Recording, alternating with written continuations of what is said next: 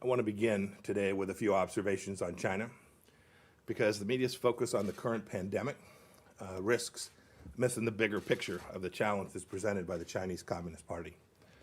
First, basic facts. China's been ruled by a brutal authoritarian regime, a communist regime, since 1949. For several decades, we thought the regime would become more like us through trade, scientific exchanges, diplomatic outreach, letting them in the WTO as a developing nation. That didn't happen. We greatly underestimated the degree to which Beijing is ideologically and politically hostile to free nations. The whole world is waking up to that fact. Pew reported, I think it was this past week, that 66% of Americans have an unfavorable view of China. That is a direct result of the Chinese Communist Party's choices, which are influenced by the nature of the regime. And the nature of that regime is not new. Second point, on the bigger picture.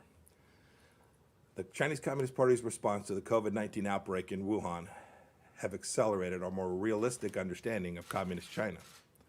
The party chose to destroy live virus samples instead of sharing them or asking us to help secure them. The People's Liberation Army has claimed more features in the South China Sea's international waters, sank a Vietnamese fishing boat, threatened a Malaysian energy prospector, and declared a unilateral fishing ban. The United States condemns these unlawful acts. The Chinese Communist Party chose to threaten Australia with economic retribution for the simple act of asking for an independent inquiry into the origins of the virus. It's not right.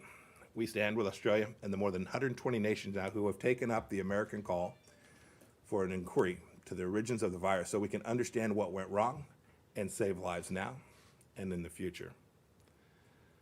The Chinese Communist Party also chose to pressure the World Health Organization's Director General into excluding Taiwan from this week's World Health Assembly in Geneva.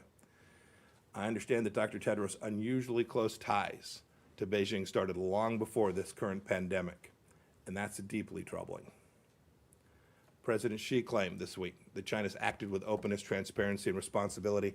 I wish it were so. It's been 142 days since doctors at Wuhan Central Hospital first started sharing information about a SARS-like virus. And yet, today, as we all sit here this morning, Beijing continues to deny investigators access to relevant facilities, to withhold live virus samples, to censor discussion of the pandemic within China, and much, much more. If the Chinese Communist Party wants to demonstrate real openness, real transparency, it could easily hold press conference like this very press conference and allow reporters to ask him anything that they would like. Third, China's contributions to fighting the pandemic are paltry compared to the costs that they have imposed on the world. This plague has cost roughly 90,000 American lives. More than 36 million Americans have lost their jobs since March. Globally, 300,000 lives could be as much as $9 trillion, according to our estimates. Cost imposition on the world by the Chinese Communist Party's failures.